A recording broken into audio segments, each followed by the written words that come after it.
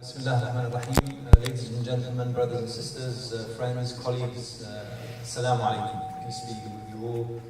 And to those who are observing fasting, Ramadan Mubarak, I would like to first of all note that it's been, how many hours? It's been approximately 14, 15 hours since many of us have stopped eating and drinking. So you will bear with us for any discrepancies in terms of either time or concentration or the such. We will hopefully bear with each other. But in any case, it's a pleasure. Thank you very much all for coming to this event.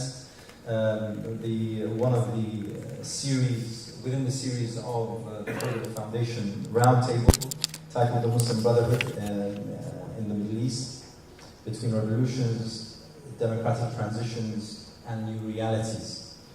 It's a pleasure having you all once again. The last time many of you were with us was in February when we held the conference on Yemen, and that proved to be one of an extremely enriching discussion. And today's theme isn't that far off from some of the issues that we addressed at that particular conference. As many of you might appreciate, the theme and the discussion of this particular issue is extremely timely for a number of reasons.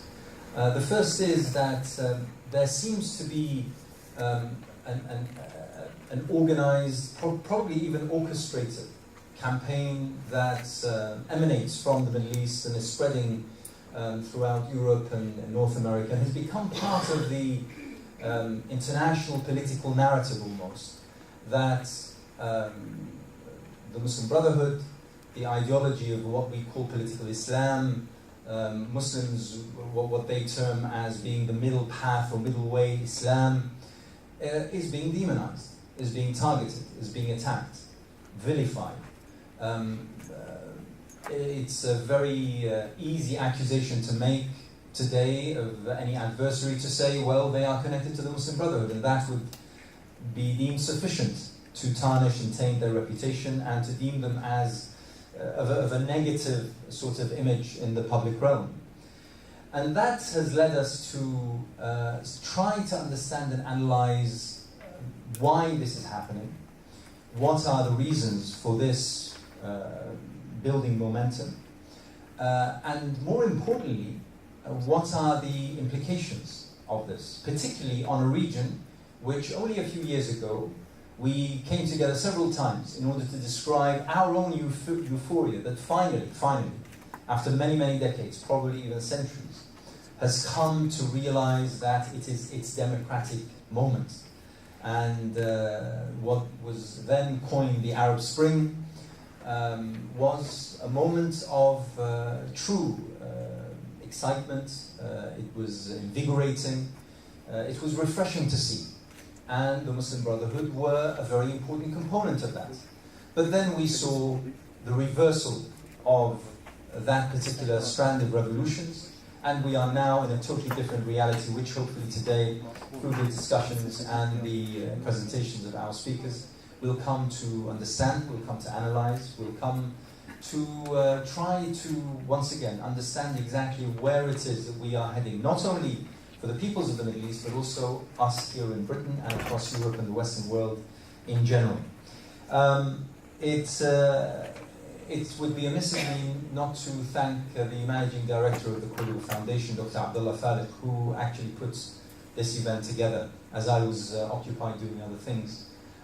Himself and the team today, volunteers, those who you met on the registration desk and those who are scattered around the venue today, they are at your service, and they deserve our thanks and gratitude for actually being here and running this event.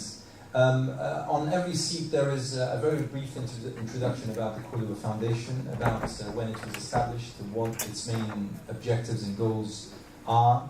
And on the website you will find all of its publications. We have proudly designated ourselves as a non-for-profit organization, and therefore all our publications are there for free at your service in PDF format. So feel free to utilize those and download them at your leisure. Without further ado, I would like to draw your attention to the program of today, and I hope that everyone picked up a copy of the program. We are more or less on time. We're going to try to finish also promptly at 8 o'clock also for the convenience of our friends who are fasting and need to get home in order to break their fast just after 9 o'clock. So without further ado, I would like to invite our first speaker, and someone who all of you know and who has adorned our events and our stages many a time to our extreme pleasure. Dr. Maha Azzam is the head of the Egyptian Revolutionary Council. She's formerly a fellow Chatham House and head of program on security and development in Muslim states at the Royal United Services Institute for Defense Studies. So over to you, Maha. Thank you very much, Dr. Anas. Assalamu alaikum and Ramadan Kareem.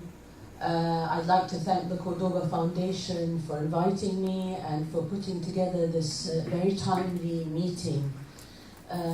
This is the topic of the Muslim Brotherhood, their role, their history, their struggles, their place in Muslim societies or in the West is one that has been revisited again and again.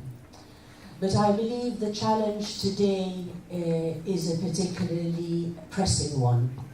And it is a challenge that faces, as it has in the past, but perhaps now it is more poignant, it is a challenge that faces all those who seek freedoms and rights for the peoples of the Middle East or the Muslim world. I will speak from the perspective, very briefly, from the perspective today as head of the Egyptian Revolutionary Council. I have worn many hats before in terms of policy institutes, and I have worked on Islamist organizations in the past. But I want to speak as head of the organization that I am part of today, because we believe in the establishment of democracy and a civil society in Egypt. And of course we are concerned with the rest of the region, and the implications of what happens in one part of the region has repercussions on the rest. But because of my concerns since the military coup and my direct involvement in the politics of what is happening since the military coup, I think that perspective may be one on which may be helpful. The struggle of the Muslim Brotherhood and its place, with particular reference to Egypt, and as I say, this parallels a lot of the struggles and role in other parts of the world, is one that really, for those that want to see a democratic and representative government in Egypt or elsewhere in the region, their struggle represents something of the conscience of the people. And by saying that, I mean that in the context of countries where there has been very little freedom to maneuver, where there has been the heavy weight of dictatorship and military government, the role of the Brotherhood has been at times the only real symbol of resistance. And resistance takes many forms. It doesn't have to be armed resistance. On the contrary, the role of the Brotherhood in the context of Egypt, and again I'm referring to the period particularly running up to 2011 and post-2011, was one that ensured that there was peaceful resistance. The role of the Brotherhood was one that sought to accommodate itself to the political space, and at the same time speak out against corruption, participate in parliament when there was, as independents, when there was room to do so, participate in and take part in what was the most important, if you like, intifada in Egypt in 2011 by the young, by the old, against the military regime that brought down Mubarak after 30 years of rule. They were a bulwark then against that ensured the success of that uprising that helped bring down a dictator, and they remain a bulwark. And it is a bulwark against dictatorship. And I speak again with the hat of someone who is talking about the need and pursuit for democracy in the region and in a country that is particularly important in the region, Egypt. What we have seen after 2011 and the success of the Freedom and Justice Party in parliamentary elections and the choice of the people, and it was the people's choice, it was not the choice of the Muslim Brotherhood, it was the choice of the Egyptian people to choose for the first time in their history a president through democratic means, through free and fair elections. That was, in a sense, one of the first and most important steps to realizing the end of dictatorship in a particular country. I give that as a very concise background to, in a sense, the move from being in opposition to being a bulwark against dictatorship, to being repressed and imprisoned over many decades since 1952 through Nasser, Sadat and Mubarak, to eventually engaging in democratic politics by playing by the rules of the game, by what we saw internationally, and I think this is very important, is the engagement on a certain level of dialogue with the Brotherhood, whether from the United States or the European Union, once they saw that there was a change on the ground and that they had to engage. They had to engage with all groups, and there was a growing realization from almost the 1990s onwards that the Islamists had a role in these societies, that once there was an opening up, they would win elections. The West essentially stood against the success in Algeria of the feast. It stood against Hamas in 2006, and again it stood against the choices of the people in Egypt in supporting the coup in 2013. Its willingness to engage at certain moments and to talk about inclusivity of all political groups and parties didn't mean that it was actually committed to democracy.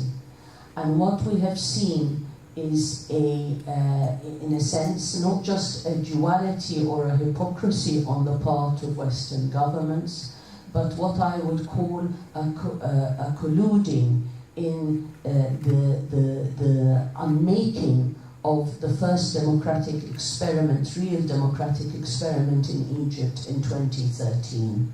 What we have today, despite the attempts by the EU to support what happened in 2011 and to assume that, in a sense, that they were going to move with the Arab Spring. What we have today is European Union governments and the United States, of course, supporting dictatorship, either because of commercial reasons, because of security reasons, because their so-called espousal of the fighting terrorism, while in reality, of course, in a country like Egypt, we have seen terrorism increase fivefold since the coming to power of the military regime.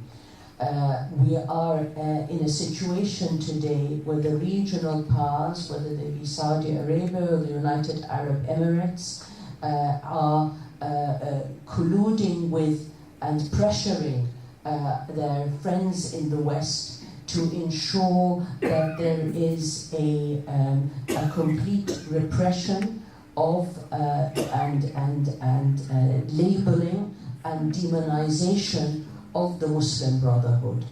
The fear of myself and others who are not from the Muslim Brotherhood, but who believe in democracy and human rights in the region and the rule of law, is that this is an attempt to silence all voices, not just that of the Muslim Brotherhood. And I think this is a very important point to make, that despite the meeting today being about the Muslim Brotherhood, the repression of the Muslim Brotherhood, the vilification of the Muslim, whether it be in the Middle East or the vilification of the Muslim Brotherhood outside, and the propaganda war in which millions of pounds are being spent in order to vilify them and to pursue an image, to ensure that an image of them is drawn up in the minds of people in the West, is one that is actually against all those who struggle for democracy and human rights in the Arab and Muslim world. What we have are arguments such as that the Muslim Brotherhood and extremist groups that espouse violence and carry out violence are one continuum. That essentially the Muslim Brotherhood, being part of the Muslim Brotherhood, or the Muslim Brotherhood as an ideology and as an organization, leads people who are part of it to end up carrying out acts of violence. This is in a sense part of that vilification. Essentially, the ideology and policies and politics of the Brotherhood is to ensure non-violence. It is to ensure that there is a moderate path, that there is a moderate expression of politics, and to ensure that those who pursue violent means are not part of them. That is the position of its leadership. That is the position that has brought the different political parties throughout the Muslim world that are connected or affiliated or in some way the child of the Brotherhood to the ballot box, to elections, to the idea that accountability and participation are the way to ensure the furthering of the rights of the majority of people in society. That connectivity that is being pushed more and more by those in the Gulf region and through their allies in the West is harmful because it actually undermines one of the most important and groups both in that function in the Middle East, that espouse non-violence, that are willing to ensure that they are a check on the violent extremism. What we face today is the threat from President Trump, the threat from the United States and the European Union to the struggle of the peoples of the region. Part of that struggle and a central part of that struggle is for freedom and rights. The Brotherhood play an important role in ensuring that that struggle is one that can succeed. They are an essential part of the history and fabric of societies. They are part and parcel of it. And they have sacrificed a great deal and continue to sacrifice. I, as a Democrat, as someone who believes in the freedom and rights of our people, know that defending this organization, this movement, means that I am defending the rights of my people. They have, and if at any stage there is a repression on them, it means that ultimately there will be a repression of others, as we see today. The general in Cairo has not rounded up only Muslim Brotherhood members. He has rounded up all those who dare stand up against him, even those who oppose the Brotherhood. Today, what is happening in Europe and the United States is an infringement on civil liberties. The public is being sold a lie. They are being sold a picture or an idea that somehow the Muslim Brotherhood represents a threat. It does not. On the contrary, it is a bulwark against extremism. It is a movement that wants to ensure that society moves towards certain ethical values and upholds them, and wants to ensure that those that are corrupt and tyrannical, that are in power, are confronted in the right way through the ballot box. Thank you very much. Thank you very much, Maha.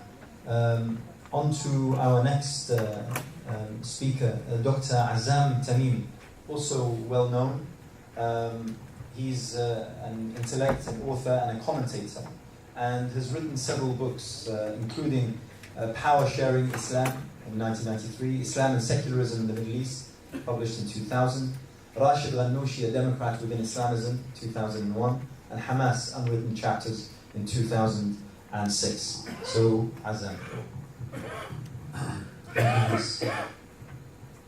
بسم الله الرحمن الرحيم الحمد لله والصلاة والسلام على رسول الله وعلى آله ومن والاه. The title of my presentation is quite it's big. We need an entire conference for it. I'm not going to talk about why so many people might feel threatened by the Muslim Brotherhood, because to deal with each party, you really need to go into a lot of detail.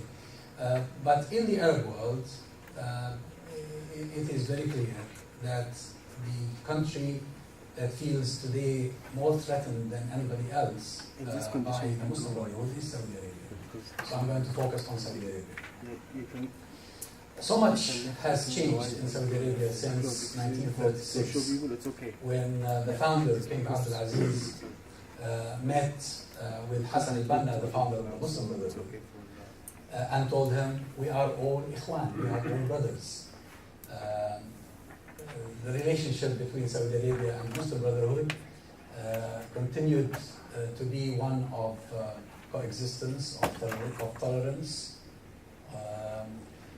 of symbiosis in some instances, especially after the Muslim Brotherhood was hit hard in Egypt in the mid-50s and then in the mid-60s, and many of the members of the Muslim Brotherhood had to flee at a time when Saudi Arabia portrayed itself as a defender of Islam in the face of socialism, communism, pan-Arab nationalism, Nasserism, etc. So it was a relationship of convenience to a large extent. My TV channel Al-Hiwar recently broadcast once again the series of interviews I conducted in 2008 with Sheikh Muhammad Surur Zain al-Abidin, the founder of the so-called the Sururi movement.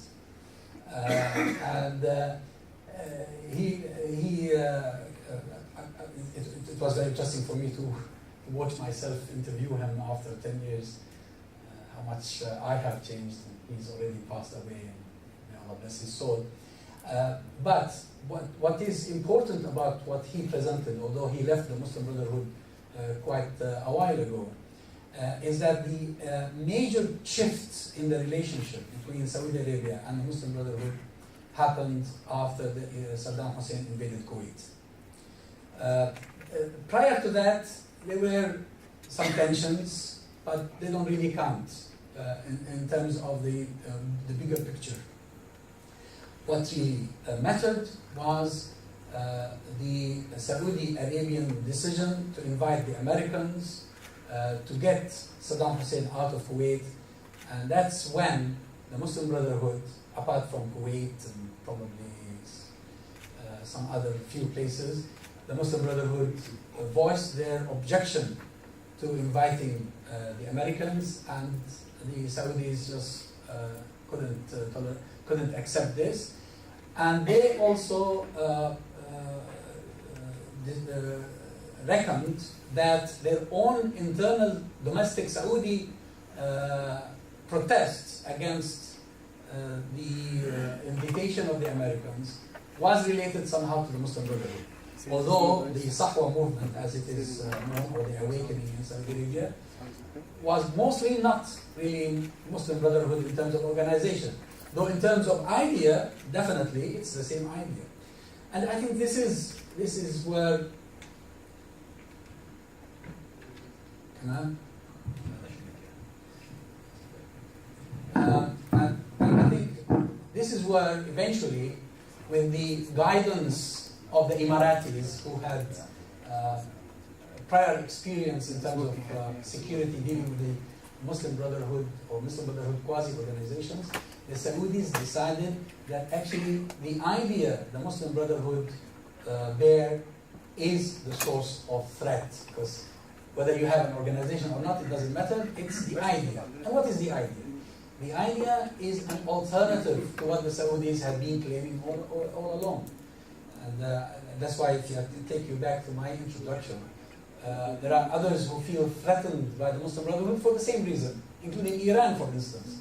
Because Iran, as a clerical sort of Shiite regime, feels that the Muslim Brotherhood have the potential to come up with a different political model that could be threatening to the credibility of the Iranians, or to the claimed authenticity, or the authenticity they claim to have. And that's why the Iranians, as much as the Saudis, opposed the Arab Spring. Both threatened and you know, the Iranian role in Syria and now in Lebanon, in Yemen, etc., is known to all. So we have first the invasion of Kuwait and inviting the Americans.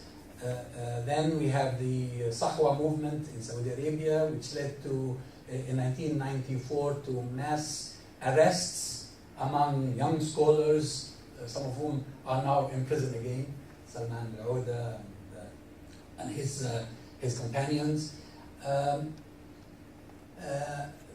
By that time, of course, the Saudis started voicing their apprehension about the Muslim Brotherhood. Unlike the time when Faisal or Saud or even the founding father was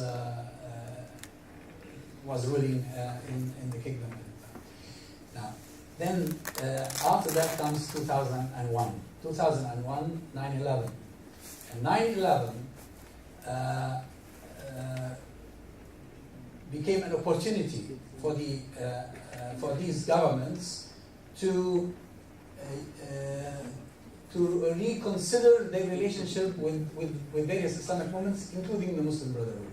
The Emiratis started this by sending messages to the Americans that they were going to crack down on Islamic charities, Islamic organizations, Islamic education, even Quranic sessions. Then the Saudis followed, and this became a competition to prove to the Americans that we are at the forefront of fighting terrorism, because every one of them was feeling threatened with the war on terrorism, because everyone is involved in terrorism somehow. I mean, if you go back to the jihad in Afghanistan, which was funded by the CIA and the Saudis and managed by them, most of the people who were encouraged to participate in that jihad are now considered terrorists. So I think some of the rulers of the region started feeling the threat approaching as a result, and they wanted to prove to the Americans and to the Westerners in general that they were far away from any terrorism, and they were willing to crack down on these organizations. But the most decisive moment was the Arab Spring. The Arab Spring proved to those governments that if revolutions were to succeed, and democratization were to take place, the Muslim Brotherhood would become the government everywhere in the region. Nearly no competition from anybody else. Of course, if you want to go a bit earlier and talk about elections at the student level, at the unionist level, at whatever level, the Muslim Brotherhood always did very well. And there are reasons for this. But although the Muslim Brotherhood did not start the revolutions, did not even trigger the movement that led to what happened in Tunisia, then Egypt, then Syria, Libya, and Yemen, the masses had so much trust in the Muslim Brotherhood that it pushed them to the fore. And that's why the Muslim Brotherhood today is actually paying the price for this. They're paying the price of being loved and trusted by the masses. And that was the signal that was picked up in Abu Dhabi and Riyadh, that if we allow these people to get into power and remain in power for a while, the whole region would change. Saudi Arabia was going to change, the United Arab Emirates was going to change, everybody else in the region was going to change. And that's why they funded the coup in Egypt, and that's why they continue to fund such a miserable government that is actually taking Egypt to the darkest of ages. And the reason for this is that they want to prevent the potential or the possibility for the Muslim Brotherhood to come back again. The Muslim Brotherhood, the idea that the Muslim Brotherhood carry is a very simple idea actually. It's not really complicated. And scholars and people who know the Muslim Brotherhood, even security people, I mean here in Britain, until the coup in Egypt happened in July 2013, there were excellent contacts between the various levels of government in Britain and the Muslim Brotherhood, locally in Britain as well as in Egypt and elsewhere. And the Cameron government was preparing itself for a good start with Egypt under the leadership of a Muslim Brotherhood president. So the idea of the Muslim Brotherhood is very much to do with giving power to the people. The people should choose their governors. Governors should be accountable. So very, very much similar to Western democracy, somehow. And clean the system from corruption. Because as a member of the Muslim Brotherhood, you start with yourself, and your family, and neighbors, and it's a gradual process of cleansing or of reform, which means that by the time you get to office, the whole structure would be cleaned from all these impurities that today the governments in Riyadh, in Abu Dhabi, in Cairo, you name it, any Arab or Muslim capital are so sucked into corruption that even Western politicians, Democrats in Western governments, have become used to dealing with corrupt rulers in those parts of the world that they are apprehensive about someone who is not corrupt.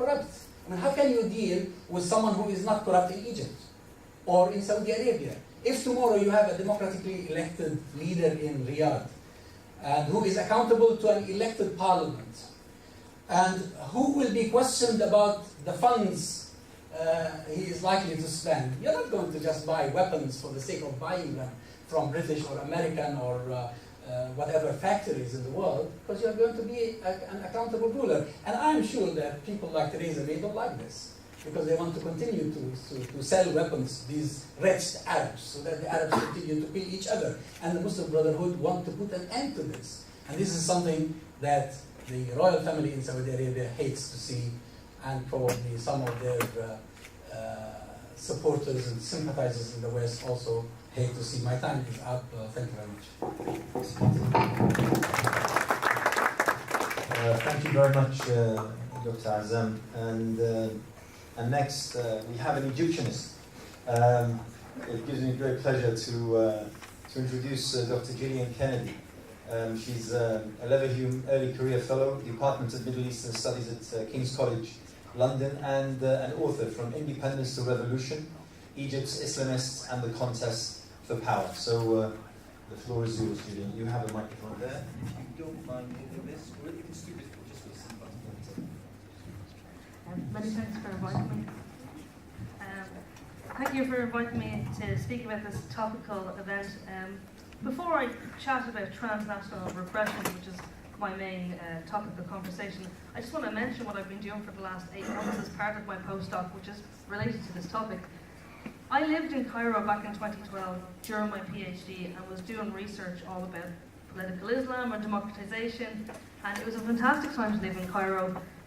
You were free to meet with NGOs, with people from the Muslim Brotherhood, people from liberal groups, revolutionary socialists, the store, women's groups. It was this tremendous opening.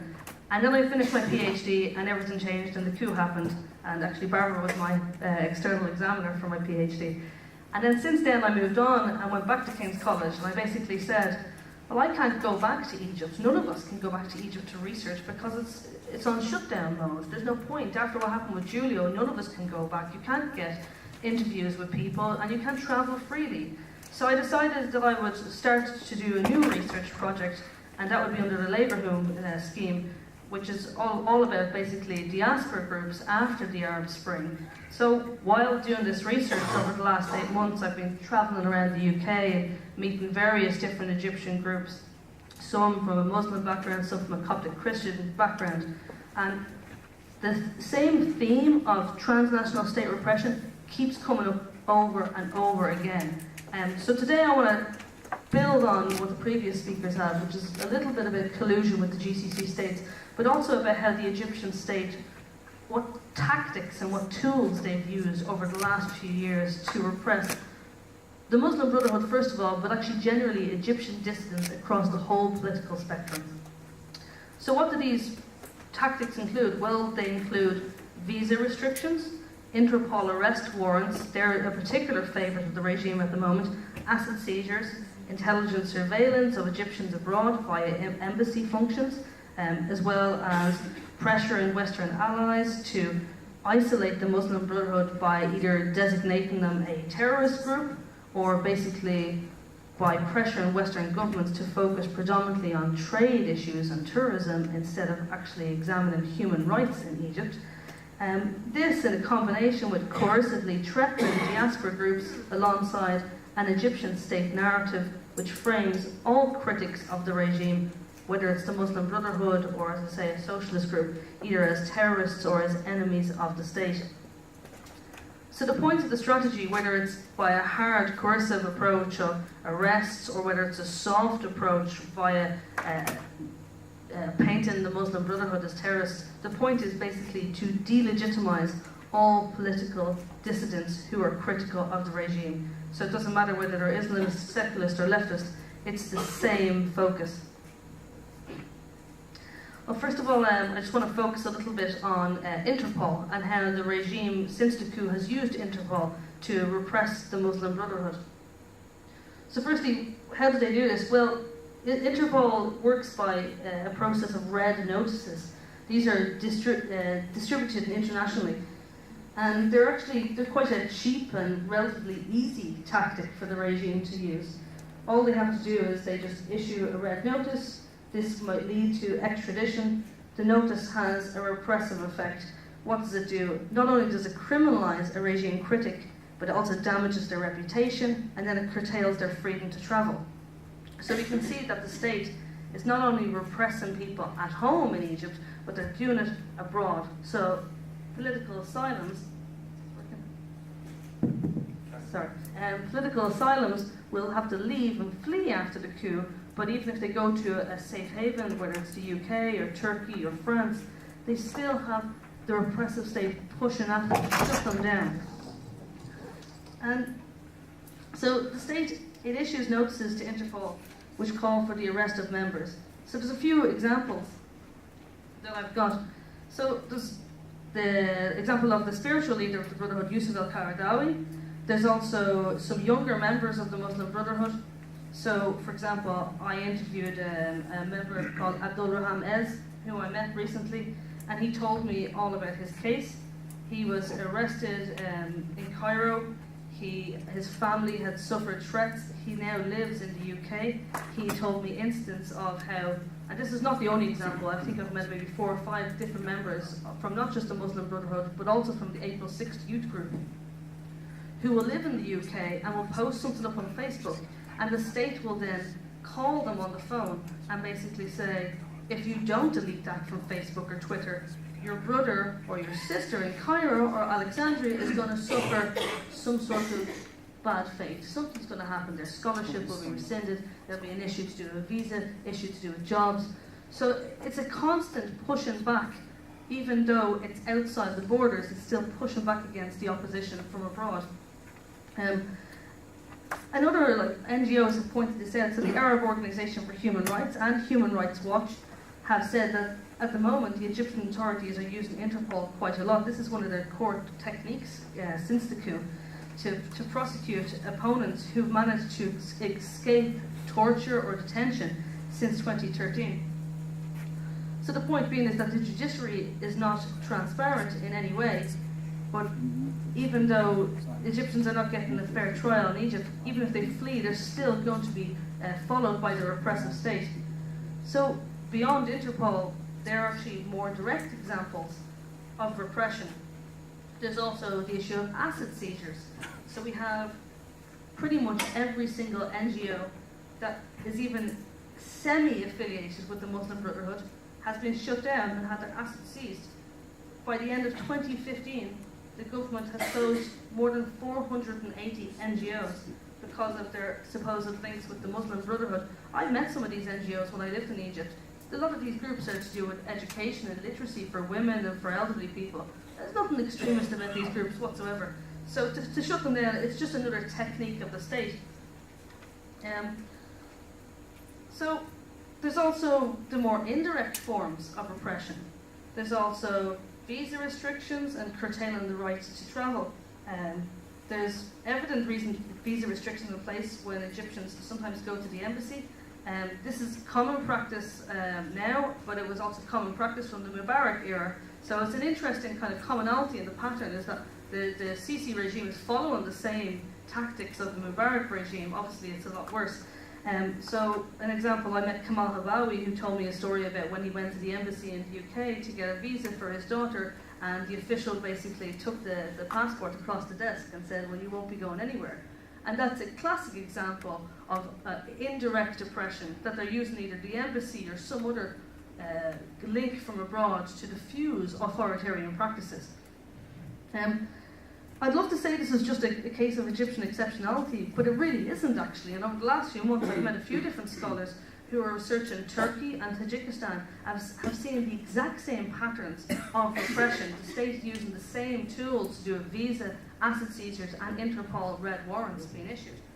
So there's also, again, the same amongst Turkey, Tajikistan and Syria as well, and alongside Egypt, is that they're using rhetoric to justify these repressive actions. So what you have is, in the case of Egypt since 2013, exiles in the Muslim Brotherhood who are in the UK are portrayed as terrorists or enemies of the people. And this is the exact same since the failed coup in Turkey with the Gülenist movement. It is the exact same narrative of you're either for or against us. You're either for the regime or you're a terrorist and you stand for an enemy of the state and you're a threat to our national security. So it's this kind of binary narrative that the state plays. I know I'm running out of time, but I just want to kind of finish briefly. In many ways, this is reminiscent of the 1990s. The exact same argument was presented when Mubarak said that the Muslim Brotherhood were the same as the jihadists, and it was the same sort of justification. And so this terrorism narrative is just used over and over again as a soft tool to legitimize repressive state actions. But I suppose to finish off on a more positive note, how can opposition groups, because it's not just about the Muslim Brotherhood, it's about other opposition groups too, how can they counter this repressive state narrative? Well, the first thing that needs to happen, I think, is to stop the manipulation of Interpol. Democratic Interpol member states, like the UK, they need to come to a conclusion that a specific red notice might be politically motivated and they should immediately inform Interpol or ask the General Secretary to issue a warning that the red notice might violate Article 3 of the Interpol Founding Statutes. In addition to informing Interpol, democratic governments should issue a demand to the government that requested the red notice. Instead of acting alone, European countries should issue diplomatic notes of protest in the name of the entire European Union. For this to happen, the problem is nation states are acting alone when it comes to these red warrants and the manipulation of Interpol. Instead, democratic states should be coming together in the EU to stop the manipulation of Interpol and to stop states like Egypt and Turkey to using it for their own devices. I think beyond the EU, governments such as the UK should be seeking bilateral guarantees from states that they have strong trading relations with, such as Egypt, to not use Interpol. And then additionally, I think, and today is a good example of this, I think the Muslim Brotherhood and other opposition groups in Egypt, they should be countering these narratives about the terrorist versus the pro-regime. They should be partnering with Human Rights Watch and Amnesty and the campaign against the arms trade to underline the continued arrests, the continued human rights crimes that are happening. They should be lobbying their host states, whether it's the all-party parliamentary group for Egypt, whether it's individual MPs in the UK, to stop this from happening. And lastly, I think, and they are doing this, alongside other opposition groups, they should be lobbying the European Court of Justice, the European Court of Human Rights, to present the case about these disappearances, about these human rights crimes, and about the massacre at Rabat, because this is the only way that transnational justice can take place, is by bringing these people forward to the International Criminal Court. Otherwise, they're just going to continuously persist to be an authoritarian state at home in Egypt and abroad as they try to flex their muscles. Thank you.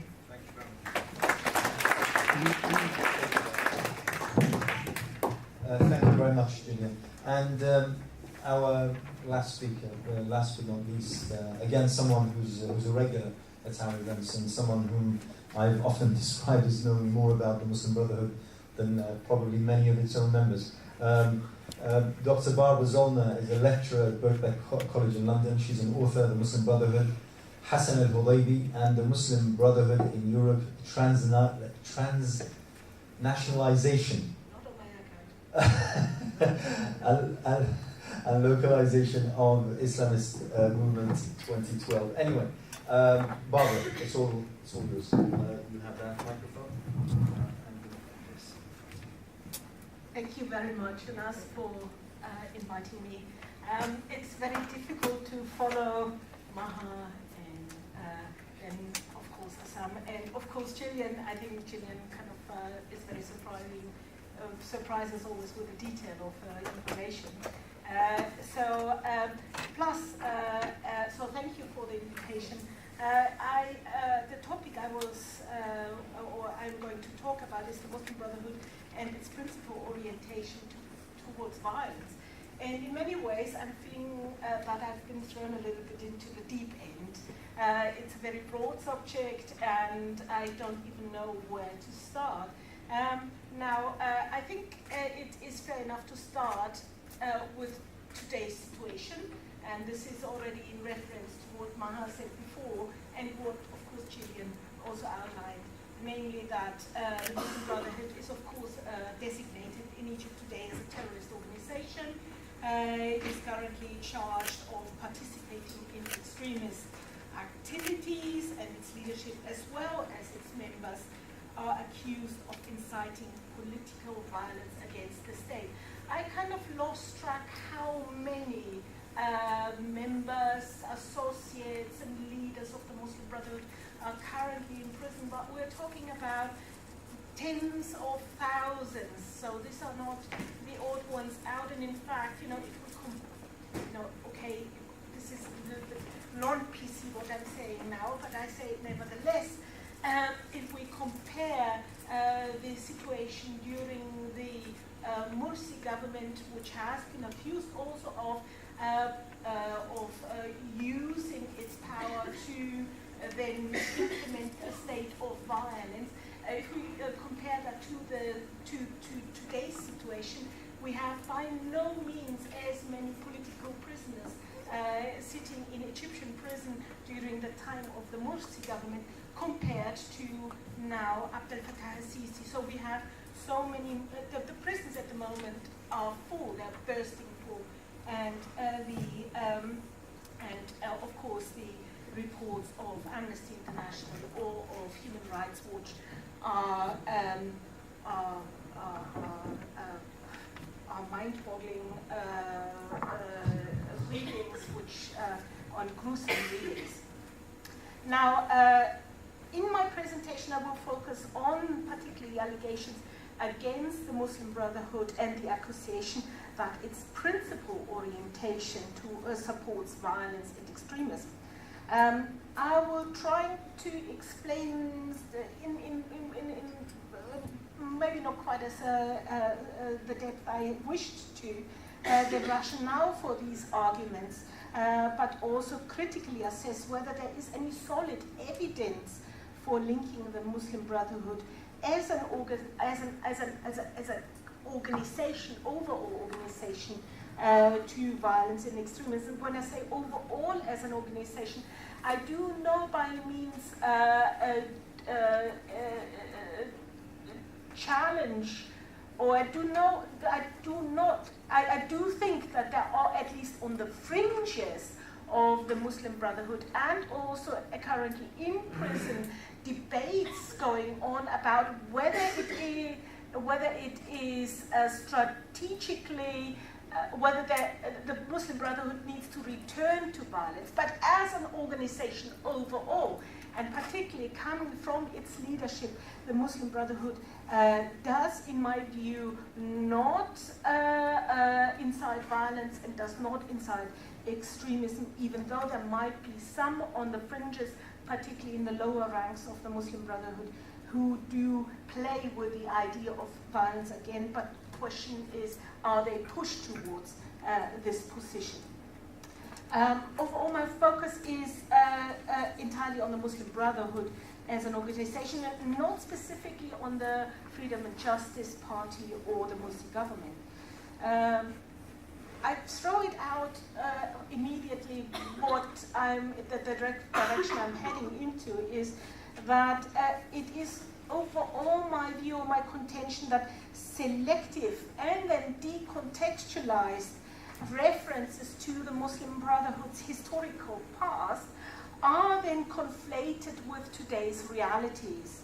And in many ways, this means that, or this leads to, on the one hand, ignoring the fact that the organization, as an organization, developed over time and also has undergone a major shift, or a number of major shifts in the course of its ideological as well as organizational evolution towards adopting an overall non-violent position. So what this means is that the result of this conflation of past and present also leads to a very vicious circle that enables the Egyptian regime, but also circles hostile to the Muslim Brotherhood, whether in Egypt, whether this is from some of the secular parties, whether it's from certain movements, liberal, self-acclaimed liberals, or whether it's also from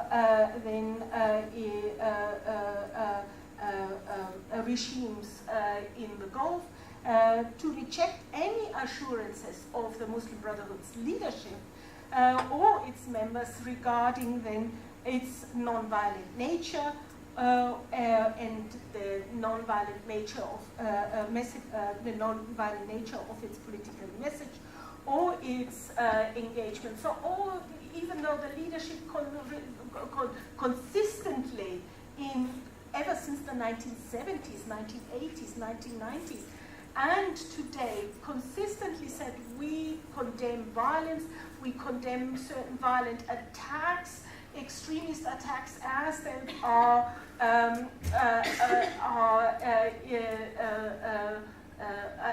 they are incited and organized by Salafi jihadist groups even though they consistently reject or condemn these attacks, the Muslim Brotherhood is in many ways accused of colluding with those Salafi jihadist groups. And this has to do with a selective reading of Muslim Brotherhood history, and which allows the regime to accuse the Muslim Brotherhood of secretly harboring a violent and extremist agenda without any intention to provide any concrete evidence and hard evidence to substantiate this position. There, I think, are two major lines of allegations against the Muslim Brotherhood, and Maha already kind of played on those two lines of argument. One is related to the ideological frames of the Muslim Brotherhood, and the other one is related to the Muslim Brotherhood's organizational structure. So, as for the first point, the Muslim Brotherhood's ideology, it is, at least the allegation is, that the Muslim Brotherhood's ideology sets the framework for radical Islamist conceptions of a state, and thus also harbors the intention to install an Islamic state by all means possible, whether these are non-violent means if that strategically brings them further to that goal, or even using violence if no other option is open.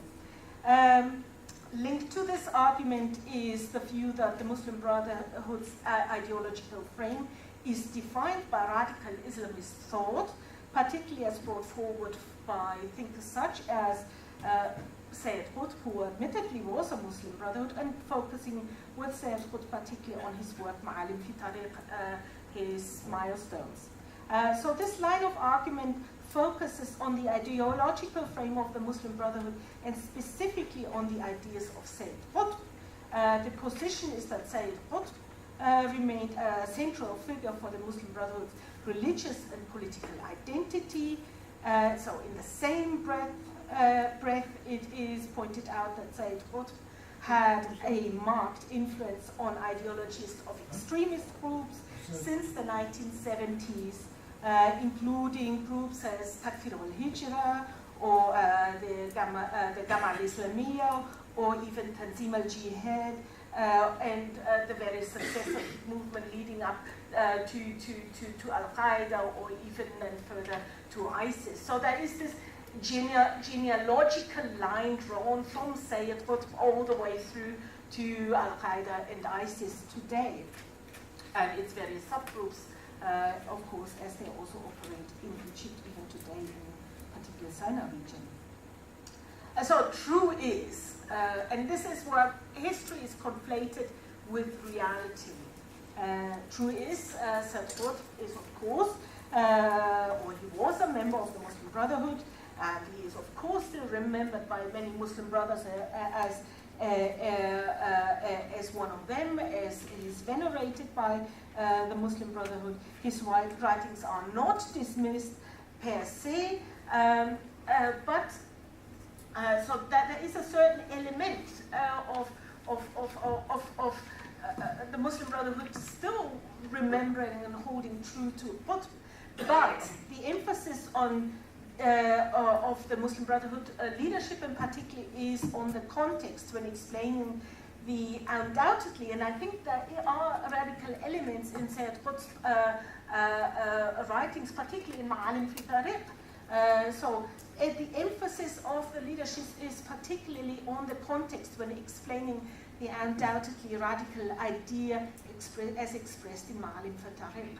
As such, the Muslim Brotherhood points out that Sayyid Qutb's radical ideas were a reflection of and in response to the torture during the Nasser period.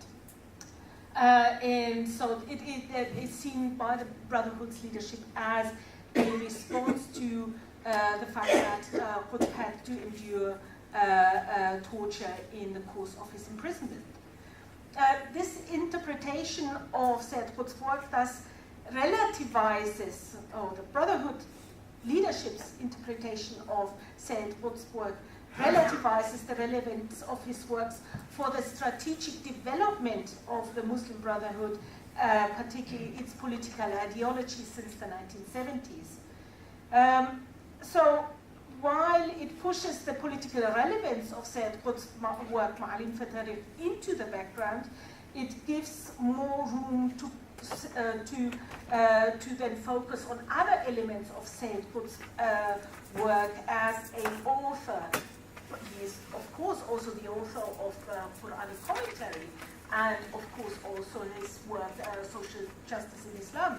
So, Islam. So these are kind of brought more to the foreground, whereas the Ma'alim fi Tariq is considered in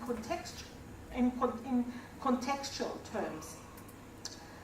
So on the whole, however, when it comes to political ideology, the Muslim Brotherhood moved far away from Qutbian radical conceptions of the state ever since the early 1970s. First under the leadership of course, Khudairi, then Misani, Mustafa Mashhur, and Mahdi Akif. These were all actually companions of Sayyid Qutb during the prison years, but yet they distanced themselves from these radical political ideas while venerating still Qutb as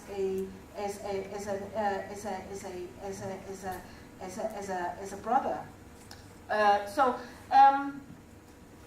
So they more, since the 1970s, we can overall then say that the Muslim Brotherhood adopted a more gradualist, non-violent, and however religiously conservative political view.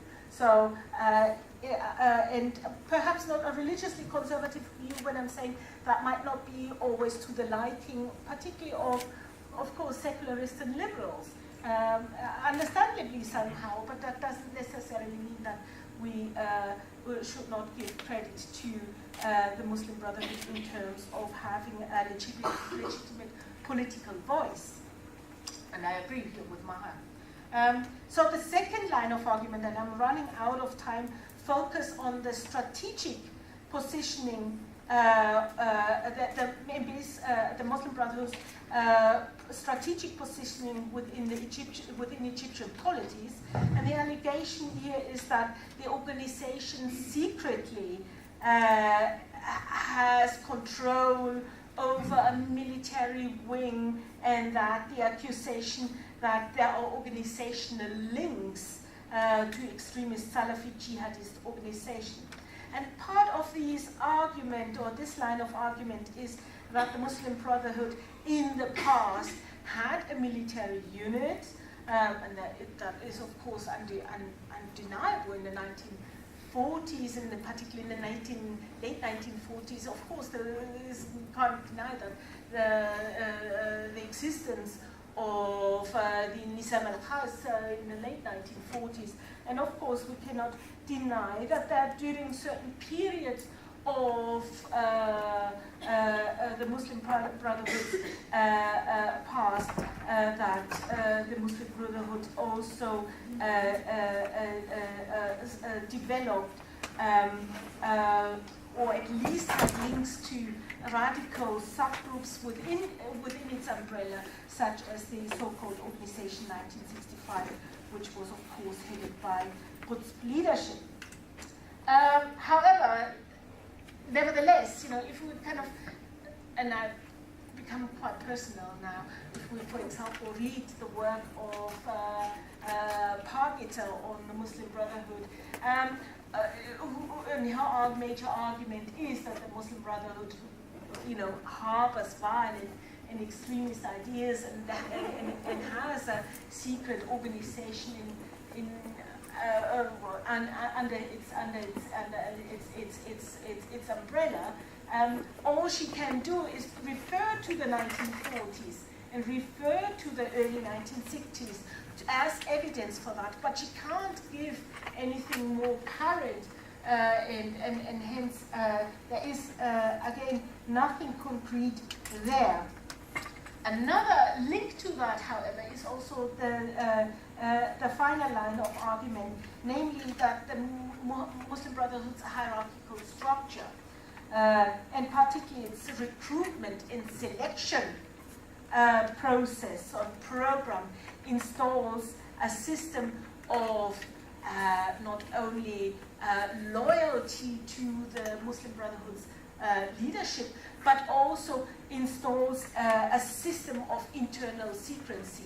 So if you're, let's say, an associate on the lower ranking levels, that these associates are actually not familiar with the real intentions of the leadership, that only once, so that, let's say if you're an assistant, that you are an associate, that you're not really familiar with what is going on on the senior administrative level, that the senior administrative level, these are the so-called mujahid, that only those are actually familiar with the real intentions of the Muslim Brotherhood.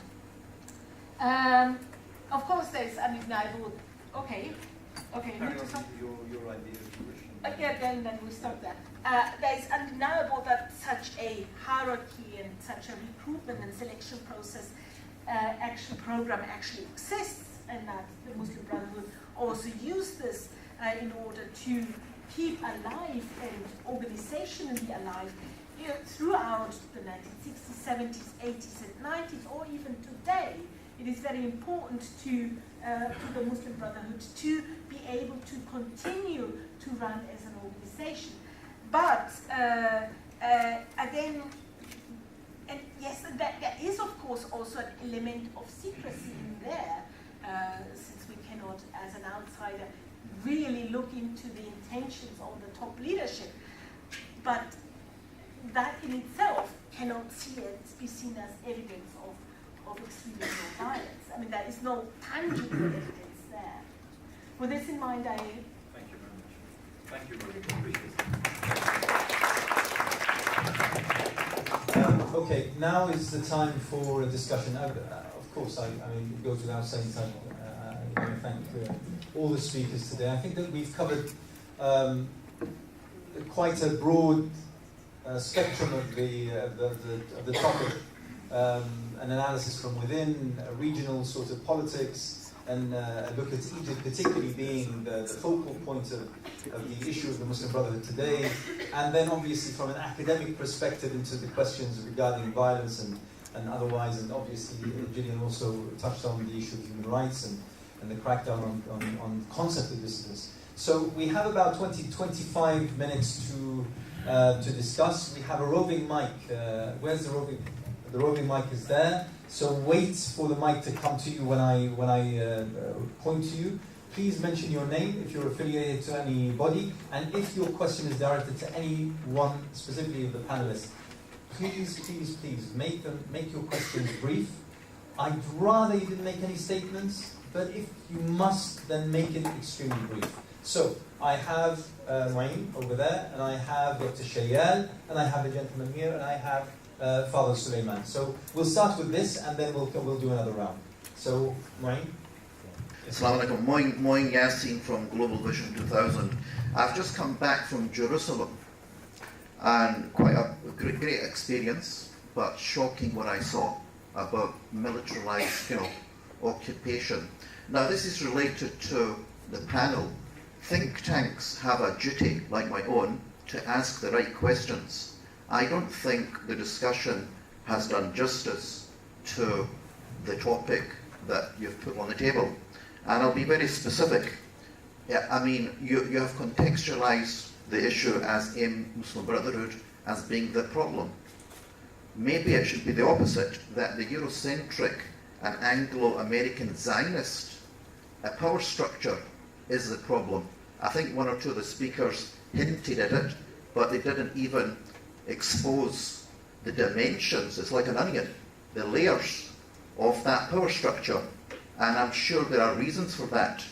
So I would argue everything that's been talked about, coercion, terror, we've done a lot of work on that, the global war on terror, the politics of the GWAT, political violence, military coups. As I left, Ben Gurion, there was a book at the airport, Jewish bookshop, and one of them I saw was Assassination, how the Mossad and Caesarea resort consistently, since the beginning, to assassination of their enemies. Now, so the point I'm making is, are you actually asking the right questions? Who is the enemy? How does it operate, and how do we dismantle it? And the implications of that. Thank you, man. Dr. Shaya. Dr. Khalid Shaya. Can I just wait for the microphone, please? Sorry. Yes. Retired academic.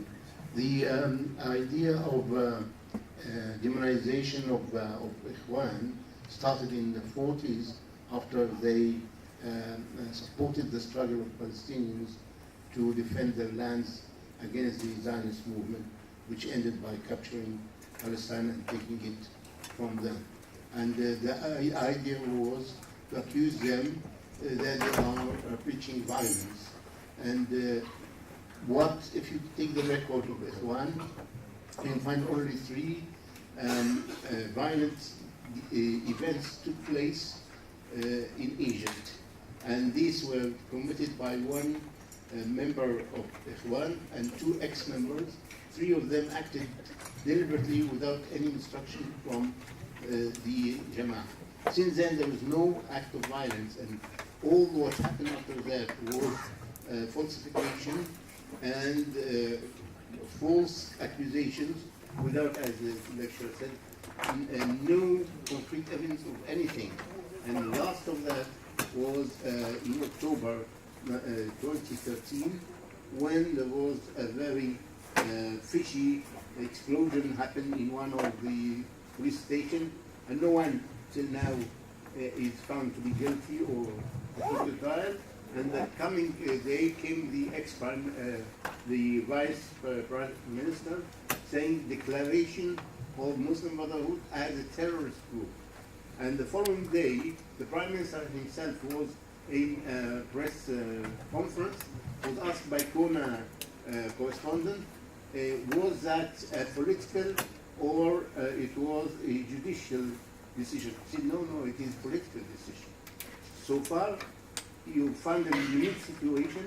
You condemn a group which has millions of people without any case, without any trial, without anything, just a political convenience for the government. And from that time, as you have heard, all this disaster happening to tens of thousands. Most of them are professors, engineers, doctors, teachers, serving the whole community in the best way, with the confiscation of 120 schools and over 6,000 minor projects, which employed about 10 times of this number of people who are now without any jobs. Thank you very much, Dr. Shaya. Yes, the gentleman here, just the third row. Yes, there we go, the gentleman. My name is Andy Simons. I'm a retired British Library curator, and I spend my time helping people all over the world access historical resources to Palestinian history. Pause. I do have a question, you'll be glad. It's my understanding that the Brotherhood did a lot of the Mubarak government's work for them, in a sense, providing social services, things that we take for granted in other countries. And I wonder what, if any of these services, are they still allowed to provide? Could be healthcare, food, education, family assistance, whatever. Thank you. Here, Sheikh Khalid Sulaiman, please.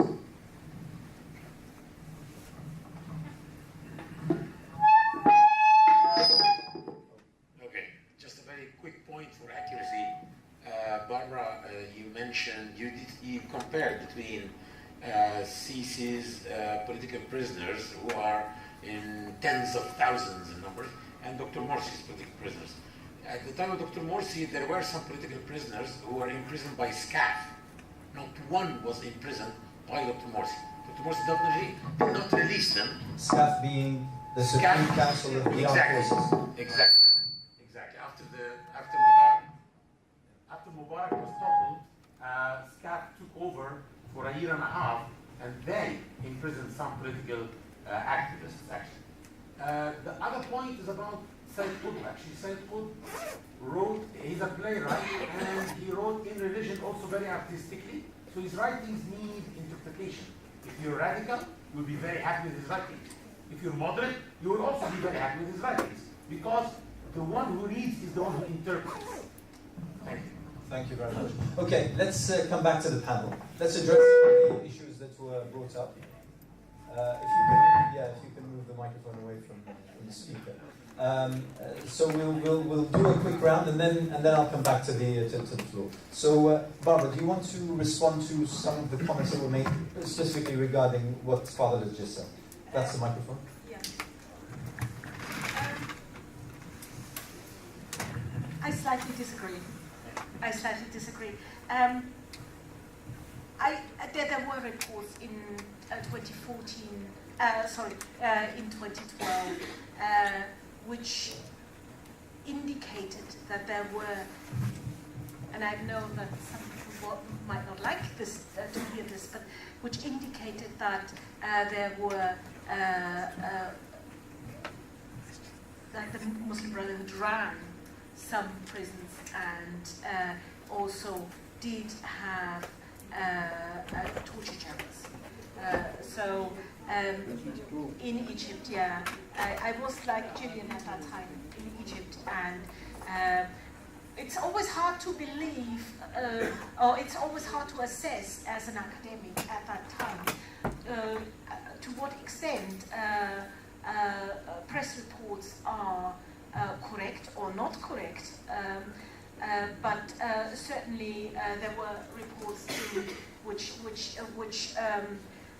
which took up that theme and that topic. It's hard to assess what is right or what is not right, and certainly I personally was not. I did not have access to any of those two people who wrote those articles, or either. I also met many brothers during that time, but of course they would have denied that this actually. So there were claims, there were allegations. There were allegations, but there were no facts. As an academic, you go and visit the prison to see for yourself. You don't just believe someone who publishes an article somewhere. I don't think that anyone would have shown me torture chambers as an academic. So it's hard to assess what is right and what is correct. But we academics describe this as allegations. Yes. Allegations. Agreed. Allegations. Agreed on that. But there were allegations. As for a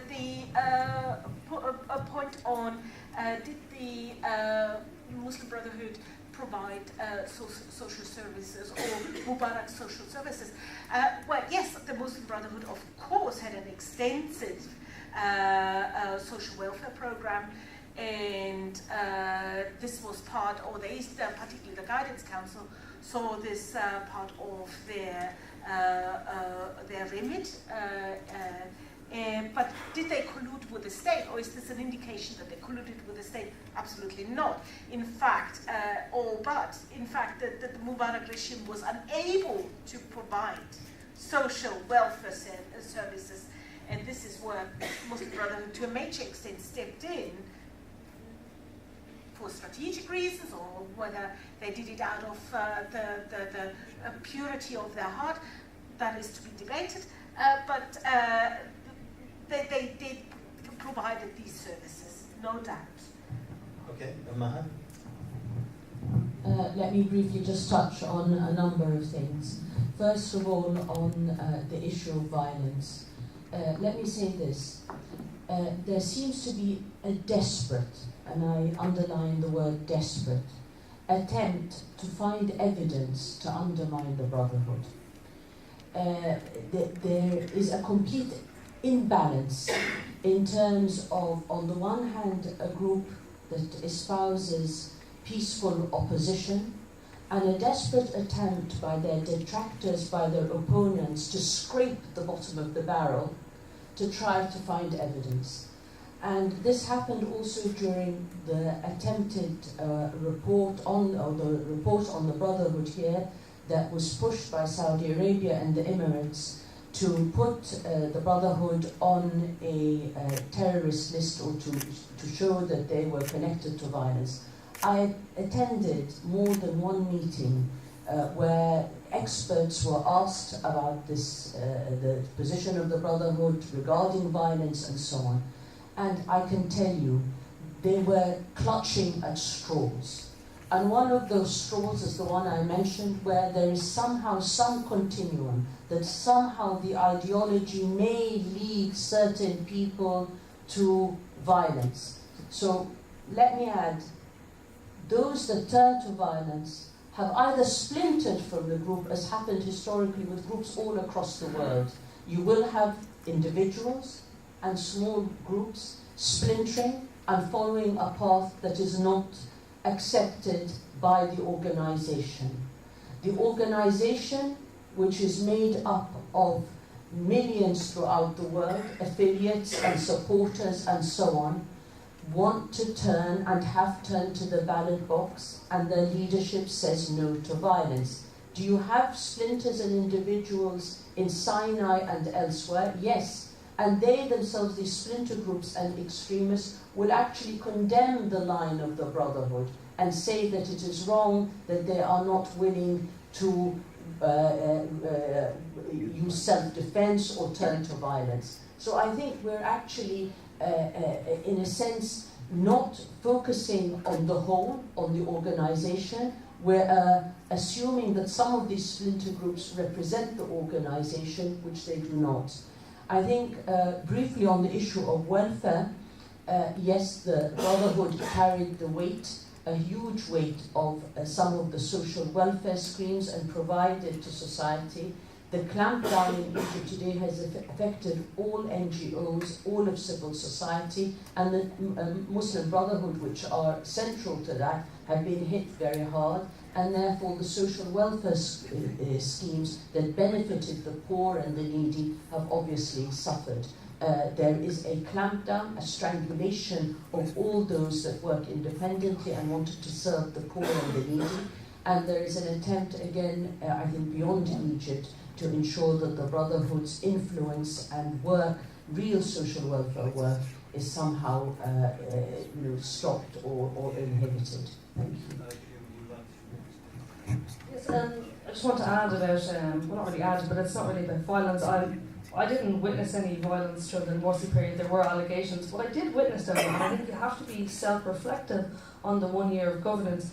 There were serious mistakes made, not relating to violence, more related to socio-economic inequalities. I met many labour union leaders, for example Kamal Abbas in Cairo during the Morsi year, who said to me that the Brotherhood, democratically elected as they were, didn't really have a particularly revolutionary socio-economic programme when it came to reforms of tax, when it came to freedom of association. There were serious mistakes made. So, I mean, obviously that's totally different from allegations of violence. That's about, I think, the Brotherhood not having experience in governance and probably playing it safe during the first year, when the reality was a lot of the young, unemployed people in Egypt wanted radical change. That didn't happen. So, that's not related to violence, but I just wanted to kind of make a note on that, because I don't think we should be trying to sell the Morsi year like it was this 1 year of utopian illusion. It wasn't. Mistakes were made. Just to follow up on this, the man back from Global Voices, your question about Zionism and seeing it through the prism of Zionism. I didn't mention it in my presentation because it was more contemporary, but if you're going to look at the roots of oppression, not just against the Muslim Brotherhood, but also against the opposition in Egypt, I think it would be inaccurate to portray it through the prism of Zionism or Israeli aggression. The reality is that the strongman politics of Egypt is related to British colonialism, the legacy of colonialism, how it fragmented the opposition, and then the collusion of the Wafd Party in the 1930s after Zion Zaghloul's resignation. So I think it's a mistake for us to analyse authoritarian politics, not just in Egypt but in the Middle East, related solely to the state of Israel. A lot of it is to do with state formation and the legacy of French and British colonialism. Okay, and then, another round. I'm going to have Salim. I'm going to have yes, Tyler, and I'm going to have the gentleman here, and Mohammed Sudan. And I'll come back to you in the third round, if you don't mind. So, microphone here, please, at the very front. I'll come back to you, sir. So, introduce yourself. I'm Salim Musaiba, and I just wanted to really, it's for all people on the panel, but particularly to the last speaker about Sayyid Qutb, and I'm going to make this as brief as possible, but I think reading about Sayyid Qutb in a particular narrative that he is the espouser of a radical ideology in the Muslim Brotherhood, I think is incorrect, because a lot of people within the Muslim Brotherhood would not read it like that. I'm just going to make a few citations. That, for instance, in Volume 4 and Volume 11 of Fidal al-Quran, his main explanation of the Quran, Sayyid Qutb explicitly speaks against violence. And John Calvert, a Western academic, on page 296 of his book, affirms this. Furthermore, Mahdi Akif and Muhammad Morsi said that he was not a takfiri, and Muslim scholars like Ustad Adil Salahi affirmed both of this. And actually, on page 61 of Ma'alim fil-Tariq, Sayyid Qutb actually espouses what could be understood as a gradualist approach. So, would you say that perhaps what's wrong is the reading of Sayyid Qutb by modern people like, for instance, Ayman al-Zawahri, and actually not having the traditional reading, the directed reading by people who actually knew him and understood him as actually a far more moderated character. And actually this argument that the Muslim Brotherhood has radical figures within it is inaccurate and misunderstood by both sides, both people who claim to love him and people who claim to hate him.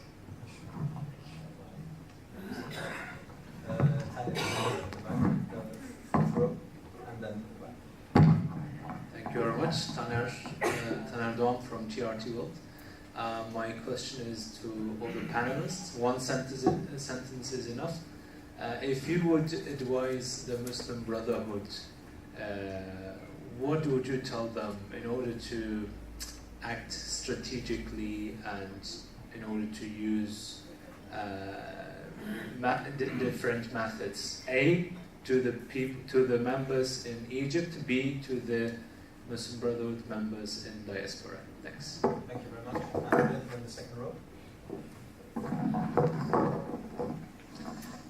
I agree with Dr. Azzam Tamimi that the Muslim Brotherhood didn't start the Arab Spring, but the mass pushed them to the front. While they're there in the front, can we assume that they miscalculate and maybe they understand, is it mandate from the mass they should rule, or maybe it's just found the opportunity to jump to the power before anybody else? Thank you. Very much. And Mohammed Sudan here. Oh, sorry. So do you want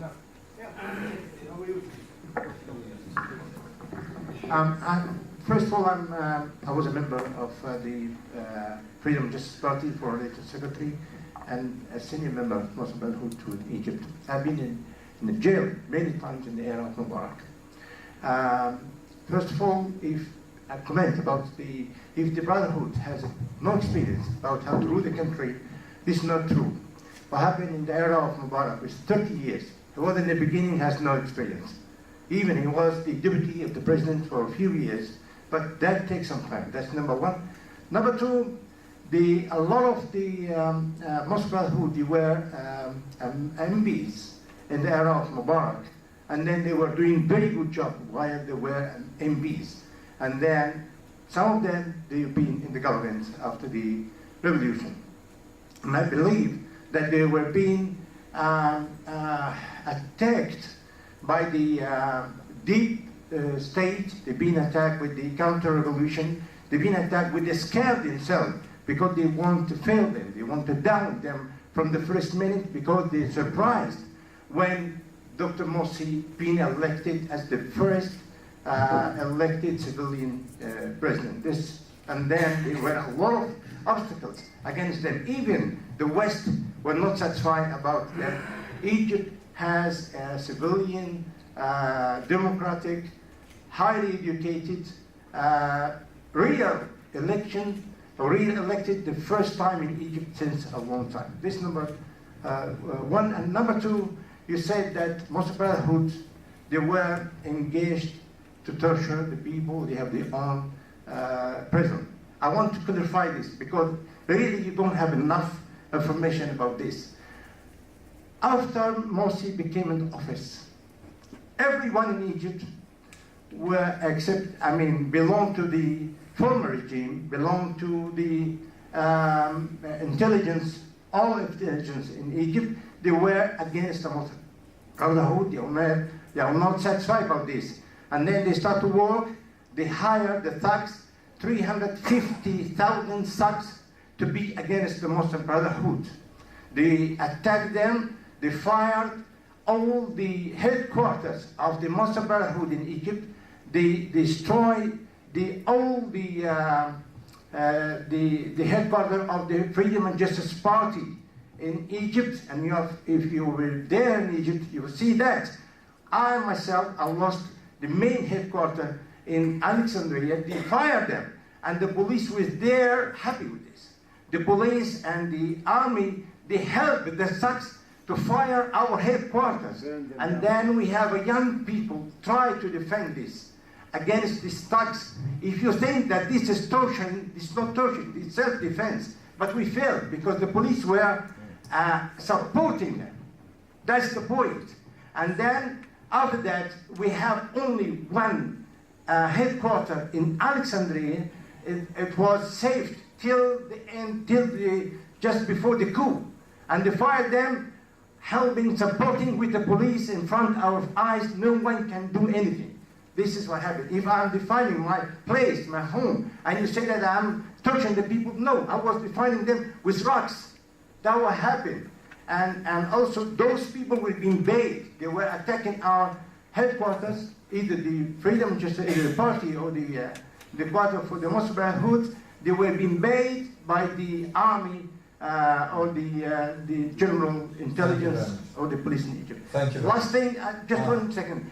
I have Subhi Saleh. He's an MP, very famous. They're almost being killed by the Tamarrud and the thugs, and we saved him. The police never ever want to arrest those people, and we were and arrest these people and get them to the police.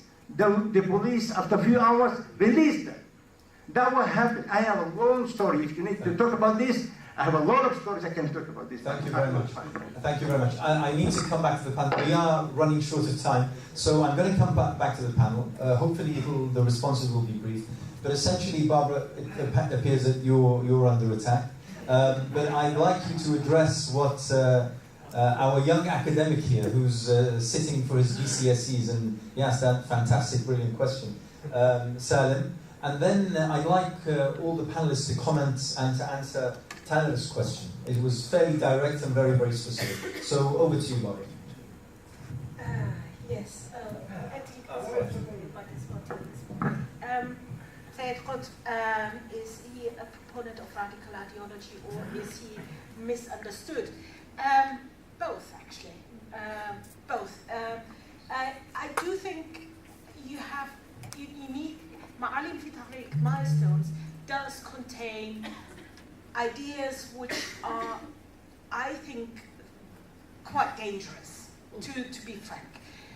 He also wrote his last biography, which is called Limada Adamuni, Why Did They Kill Me?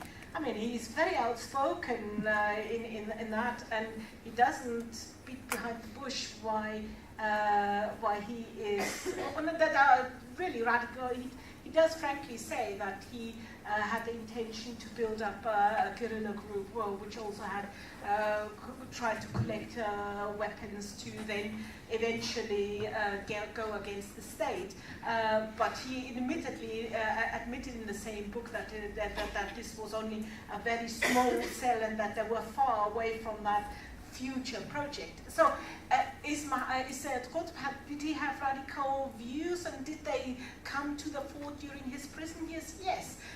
Is Sayyid Qutb misunderstood? Yes, he is as well misunderstood, because of course when we look into his Quranic commentary, or if we particularly look into social justice in Islam, there is a different kind of qutb in there.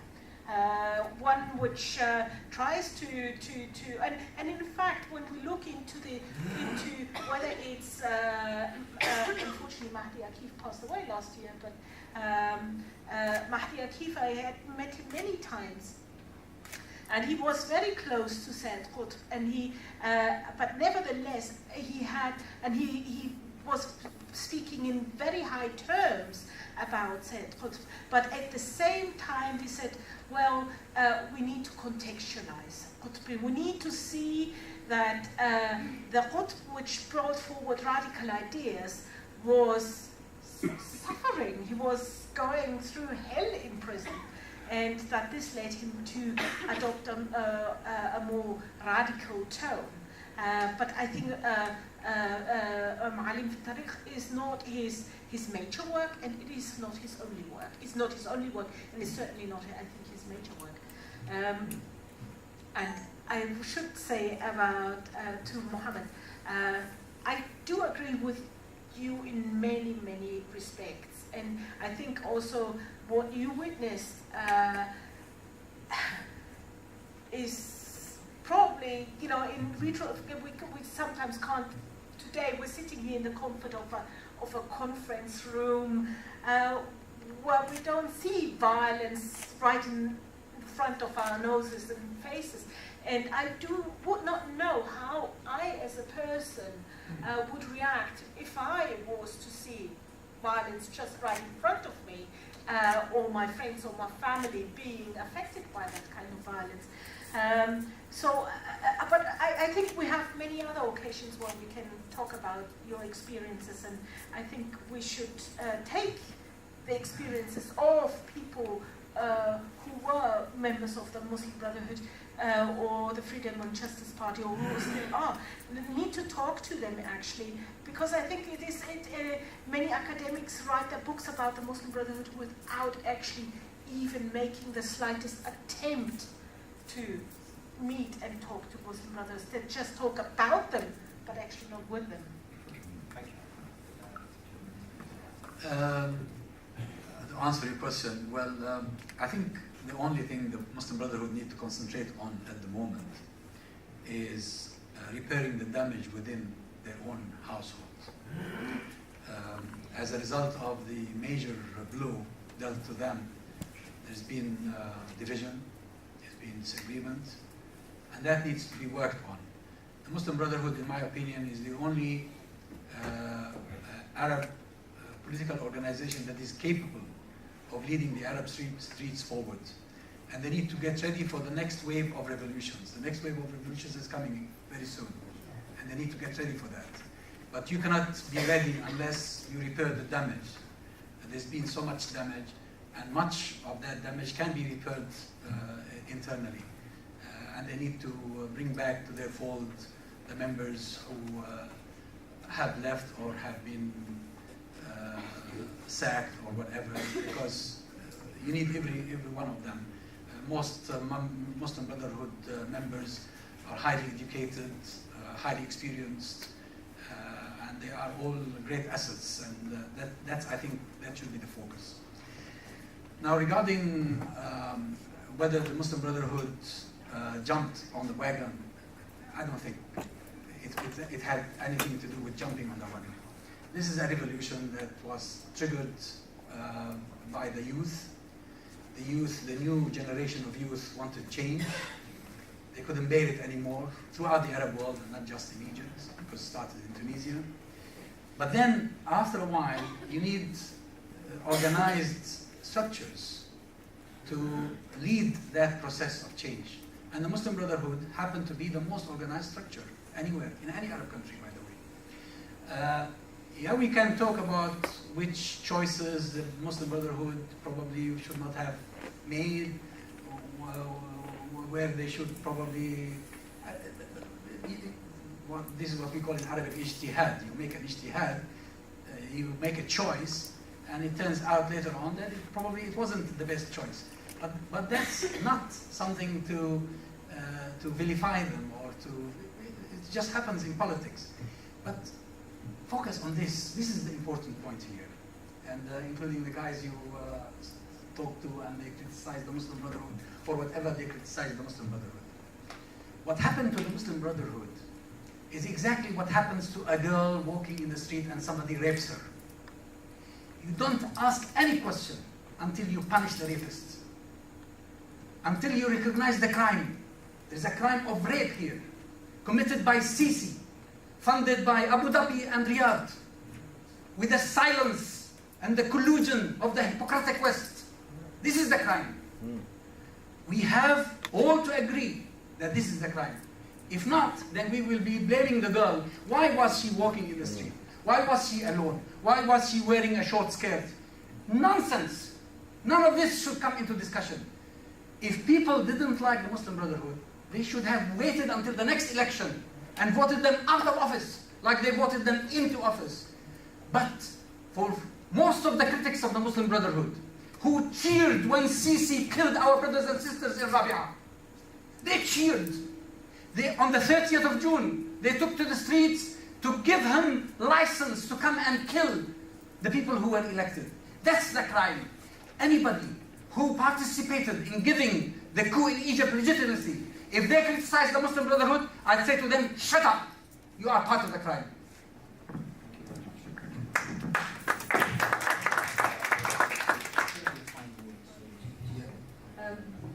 I can just say one thing. I understand your question, but this is related to your question about advice in Egypt and to the diaspora.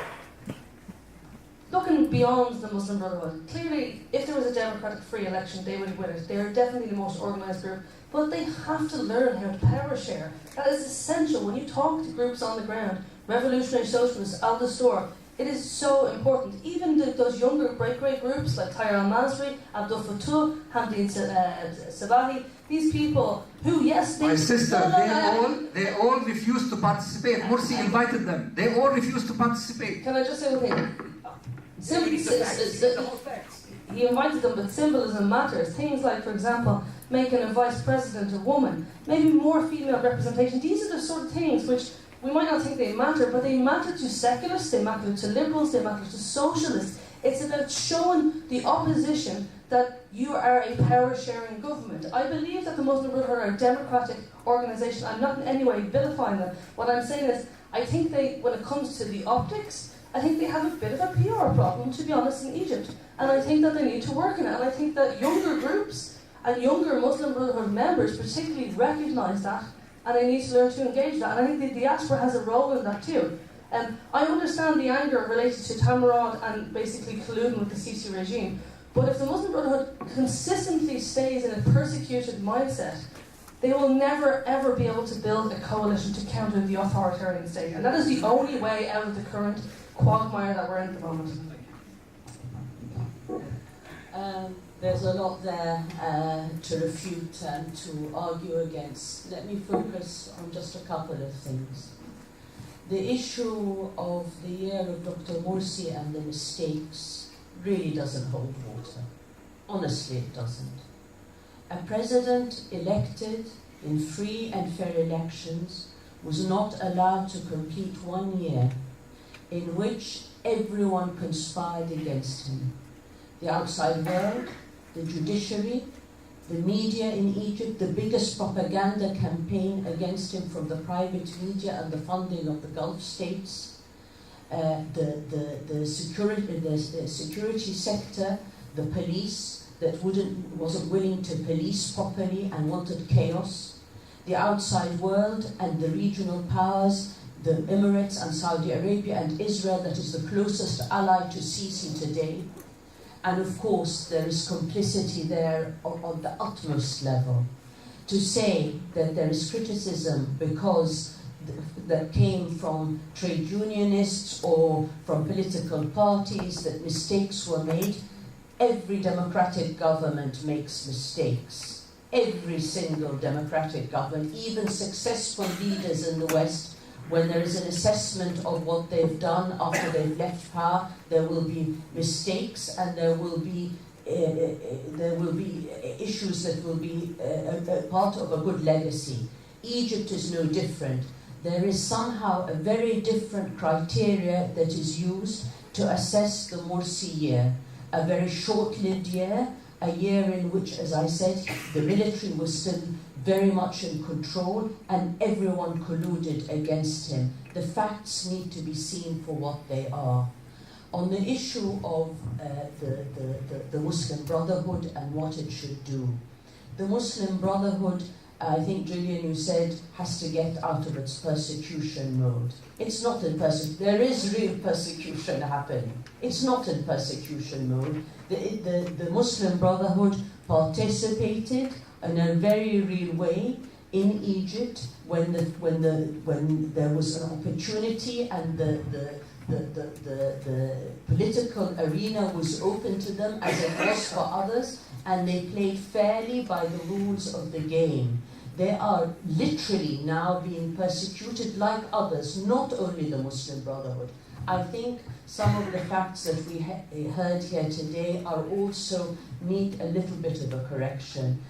The others outside the Muslim Brotherhood were offered places in government and they refused. I think what we have today and what is clear is that different political forces in Egypt actually made the mistake of colluding with the military and wanted to bring down the Morsi government. They did not stand with democracy, and they have learned their lesson now, many of them. They are today in the prisons of Sisi, whether it's April the 6th or others who turned a blind eye to what was happening to the Brotherhood, have learned the hard way now that dictatorship in Egypt is after all of us, irrespective of our ideology. What the Muslim Brotherhood needs to do now, if I were to advise them as someone from outside them, is not to step back. They have been the conscience of the nation. They remain the conscience of the nation. They have a role to play, as fundamental role, and it's others now that have to rise to their responsibility to stand for Egyptians, all Egyptians together. The Brotherhood have played their part historically. They continue to play their part. The rest of the Egyptian nation needs to do the same. They need to stand together with the Brotherhood, not just for the Brotherhood to stand with them. We all need to stand together against a tyrant and a criminal in Cairo and the other tyrants in the region. The peoples of the region are fundamentally repressed by these regimes, and they need to unite together as the peoples of the region, uniting to rid themselves of this tyranny and dictatorship from the Gulf to North Africa. There is no other way. Essentially, the Brotherhood exposed by participating, and they have been again vilified for participating and breaking their so-called promise not to run a presidential candidate. My opinion is it is the best thing they did, because they exposed the military like never before. They ran in politics as a non-corrupt organization. They paid a heavy price. They continued to pay that price. But let me tell you the bright side of the story. Never before in Egyptian society has the military been so despised. It is still the beginning, and that opposition to the military will grow. That happened because they participated in politics, they won the elections, and they have played a very important role in speeding up the end of the military regime in Egypt. Thank you. Ladies and gentlemen, sadly, we're out of time. So I'd like to ask you all to show your appreciation to our panel today. Barbara Zollner, Azzam Tamimi, Maha Azzam, and Gillian Kennedy, thank you all to them. This was a fascinating discussion. You'll notice in the program that I was to deliver some concluding remarks. I don't think I need to. There is one part of this discussion which, it seems, like any good blockbuster, we're going to leave on a cliffhanger, and therefore we're going to meet again sometime in the next few weeks to discuss, and that is the West, and including our government, and its policy regarding the Muslim Brotherhood, political Islam, and democracy and human rights in the Middle East and the Arab and Muslim worlds. So we will come back to that. But allow me to thank you, everyone who spared this evening to come here today. It's also appropriate for me to thank the main chief organizer, the director, the managing director of the Cordoba Foundation, Dr. Abdullah Falek, and his team of volunteers. So our thanks and gratitude to each and every one of them. And to our brothers and sisters who are fasting, not long to go. You have about just around an hour, just over an hour to break your fast. So travel safely and watch this space. We'll be calling on you soon to come and share another event with us. So thank you very much. Assalamu alaikum.